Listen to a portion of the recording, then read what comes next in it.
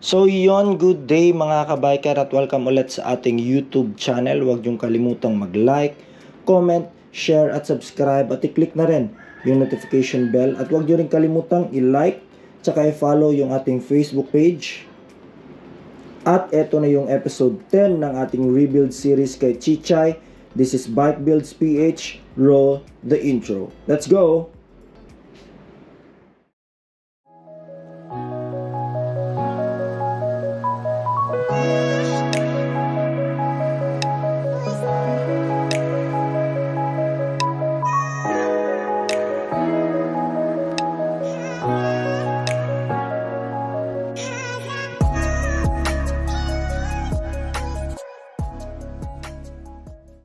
So yun na nga mga kabiker, welcome ulit sa ating YouTube channel at mahigit 2 weeks na naman tayong nawala dahil pumunta tayo sa Alabang mga kabiker para sumali sa One Fish Ed na convention. National convention yan na naganap dyan sa Alabang, sa De La Salle, Zubel. At nagkaroon tayo ng chance na sumali sa convention mga kabiker. So shoutout sa lahat ng mga PE teachers dyan at especially doon sa mga sumali. So tayo ay mag-continue na mag-grow at mag-improve being as PE teachers. So yun na nga mga kabiker, welcome ulit sa ating YouTube channel. This is episode 10 na ng ating rebuild series kay Chichay. At ngayon mga kabiker, habang tayo ay nasa sem break or semestral break ng ating school year 2023-2024 is nagkaroon naman ulit tayo ng chance na mag-relax. At ngayon is malapit na mag-Christmas mga kabiker. So shoutout sa inyong lahat dyan, sa mga bossing natin dyan, sa mga kabiker, yung mga bago, yung mga OG na subscribers natin dyan. Yun. At ngayong Pasko mga kabiker is meron tayong giveaway which ipopost ko yan sa ating Facebook page. So makikita nyo yan sa ating Facebook page kung naka-follow kayo at naka-like kayo sa ating Facebook page mga kabiker. So now mga kabiker, sa ating episode 10 is magpo-focus tayo sa ating fitment, sa ating placement ng ating stabilizer, which alam ko naman mga kabiker is napakita ko na yon. Pero ngayon is meron tayong adjustment dahil kung napapansin nyo meron na tayong ibang mount na kulay green. At yan, isi-share ko sa inyo kung bakit ko need palitan yung ating unang mount or bracket ng ating Hyper Pro na stabilizer. At mamaya ipapakita ko rin yung ating placement at konting adjustment din sa ating head cowling para mas maging maganda yung kanyang tindig or placement from head cowling papunta sa ating handlebar, papunta sa ating rim set, at soon is mapapakita na rin natin yung placement ng ating front fender. So, yun siya mga kabiker. Simulan na natin sa ating placement o bagong mount ng ating Hyper Pro na stabilizer. Let's go! So yun na nga mga kabiker, dito na tayo sa unang part ng ating video, which is pag-usapan natin kung bakit ako nagpalit ng bagong mount ito ng ating stabilizer at kung bakit hindi naging okay para sa akin yung ating older na mount o bracket para sa ating Hyper Pro stabilizer. So unang-unang mga kabiker is papakita ko muna sa inyo yung ating unang anong tawag dito, unang mount o unang bracket o unang placement ng ating Hyper Pro na stabilizer. So eto siya mga kabiker, eto yun. Eto is goma lang to mga kabiker, yan. Tapos eto is maliit na plate na steel, tsaka spiral bolt, tsaka flathead. Tapos yung mahiwagang bago sa mata na nut. Tapos ito mga kabiker yung kanyang old bracket. Ito yung bracket ng ating Hyper Pro. So, kung napapansin nyo mga kabiker is parang hindi siya, anong tawag dito? Parang hindi siya safe o parang hindi siya sturdy enough na mount o bracket ng ating stabilizer. Dahil yung purpose ng stabilizer is to stabilize, especially pag nasa speedway ka o sa highway na sobrang taas na ng tawag dito ng speed. ng iyong motor. So yung stabilizer is mainly to stabilize your front end. Ito yung front end ng inyong motor. So kung ito yung gagamitin natin mga kabiker, kahit motor show lang, is para sa akin magiging negative lang. Then unang-una, maliit yung mount o bracket. Tapos pangalawa mga kabiker is natatanggal lang yung mismong holder ng ating stabilizer. So parang negative talaga siya. O yan, nahugot pa. So yan. So talagang negative siya para sa akin mga kabiker.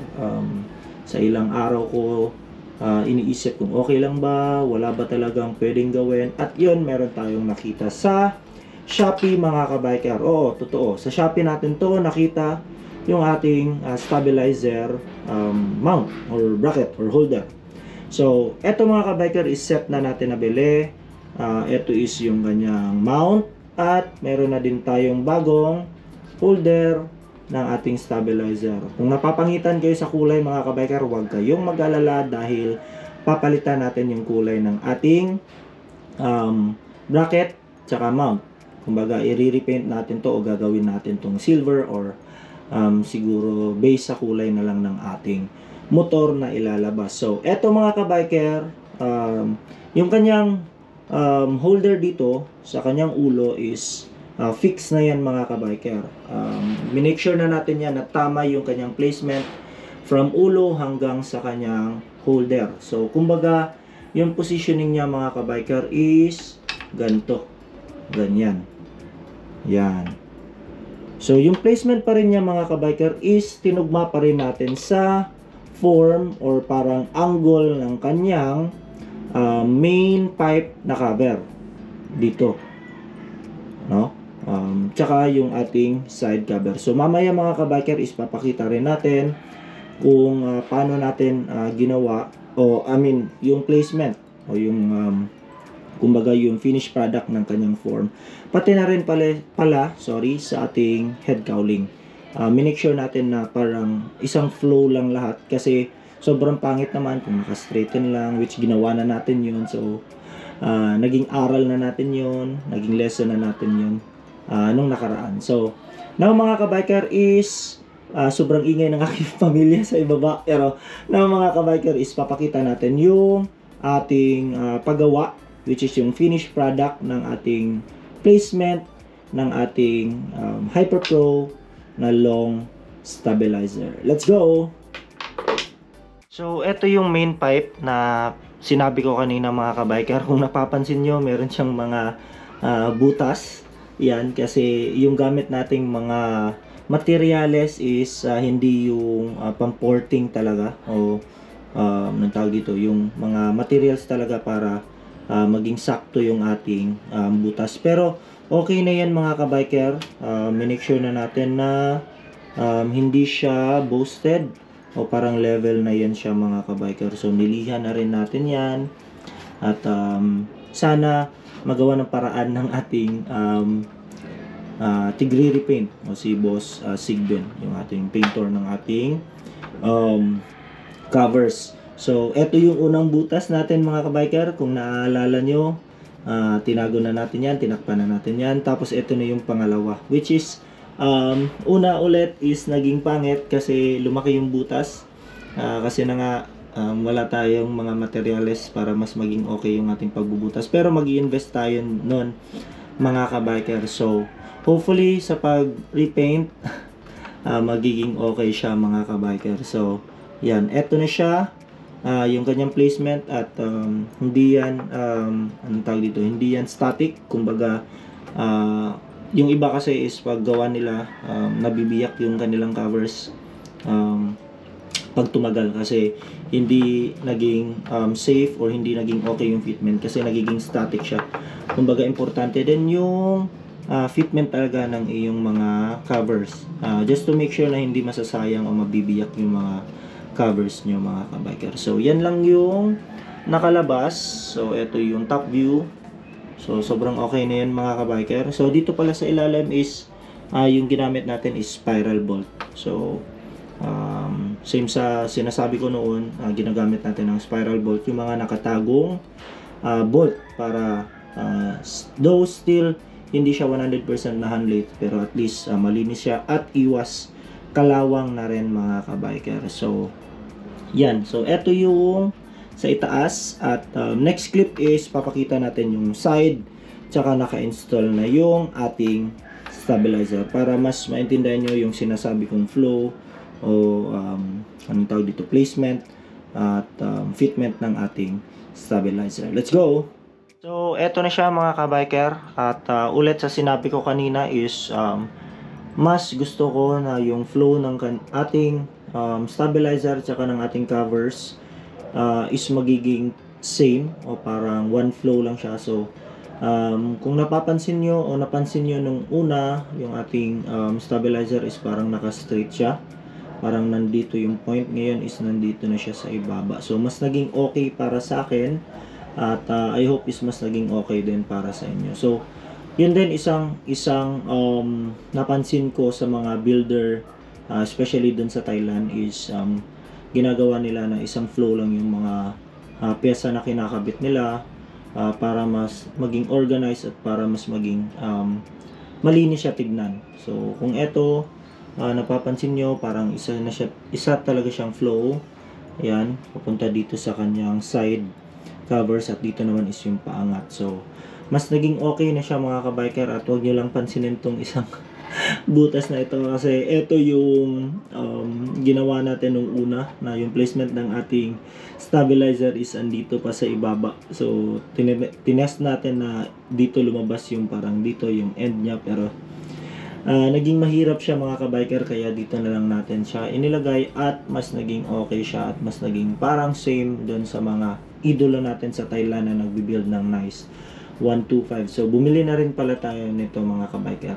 Medyo kamahalan nga, pero need talaga kasi hindi na natin to gagawa ng paraan kasi sobrang laki na ng butas. So eto siya mga kabiker sa side view. Yan. Yan. At eto naman siya sa top view mga kabiker.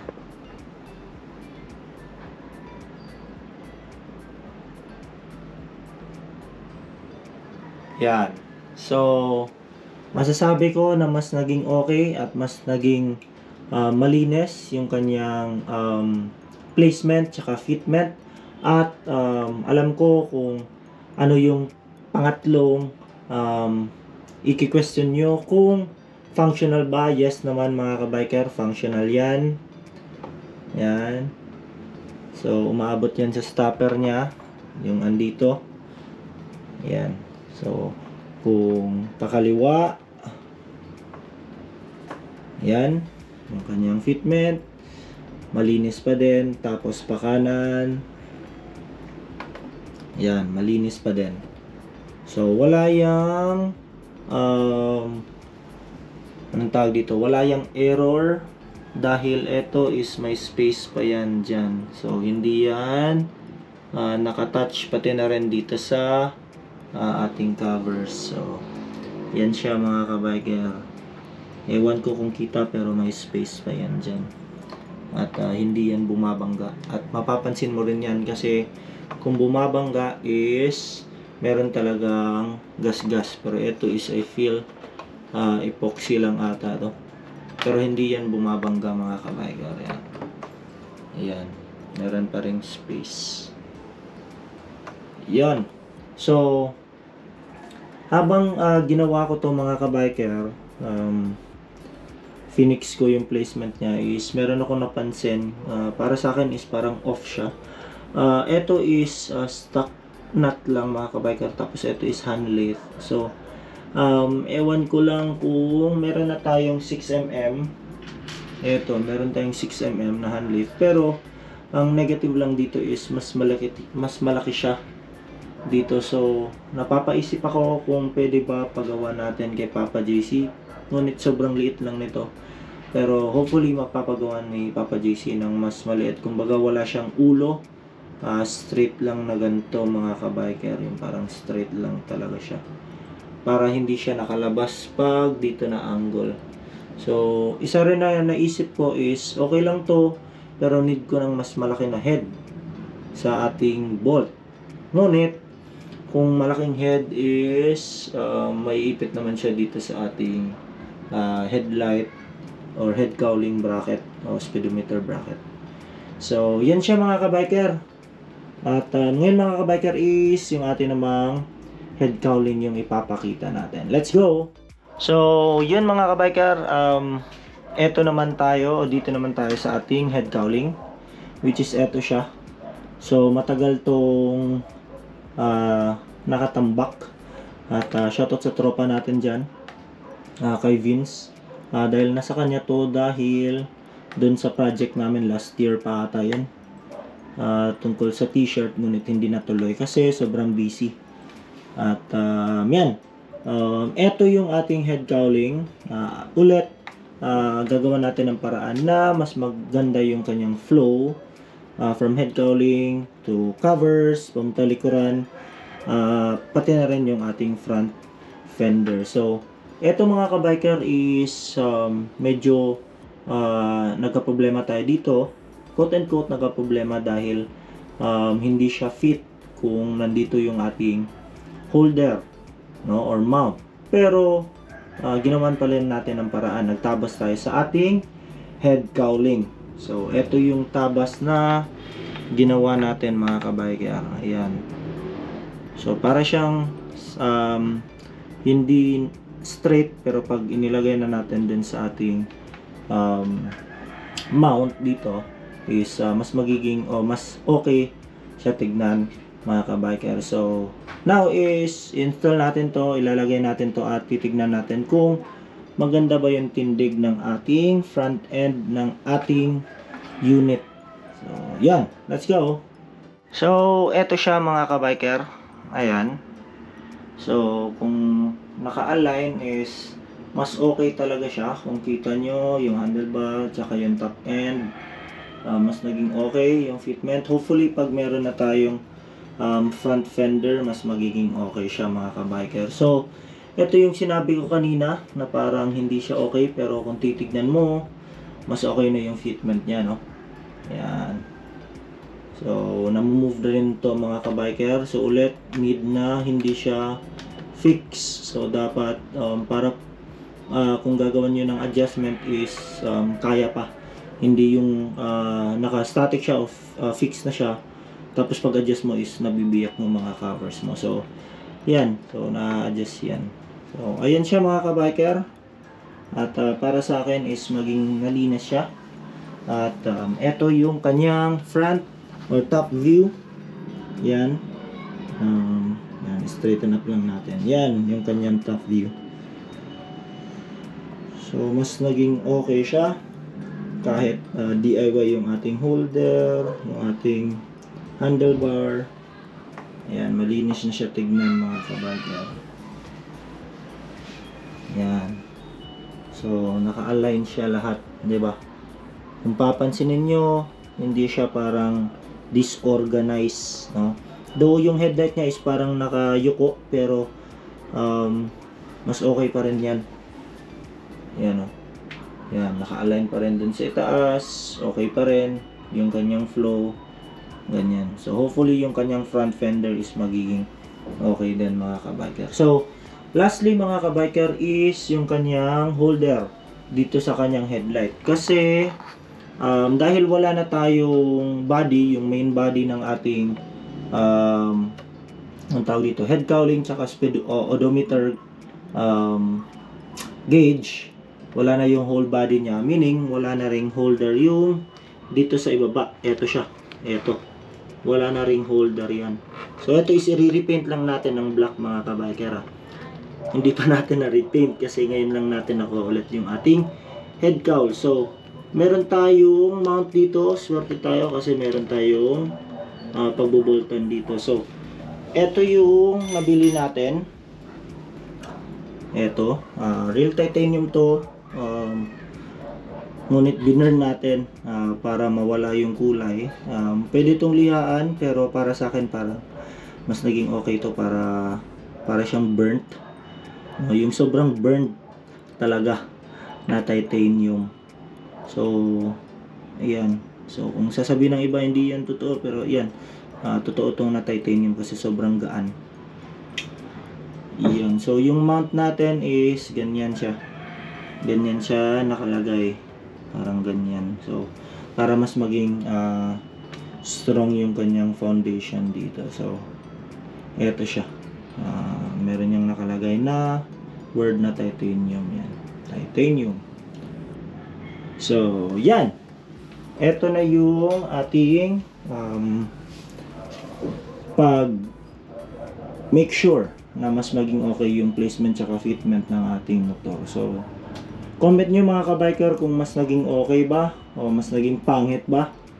Pero, yun na nga, eto na yung bago niyang fitment tsaka placement, mounting, kung anong tawag doon.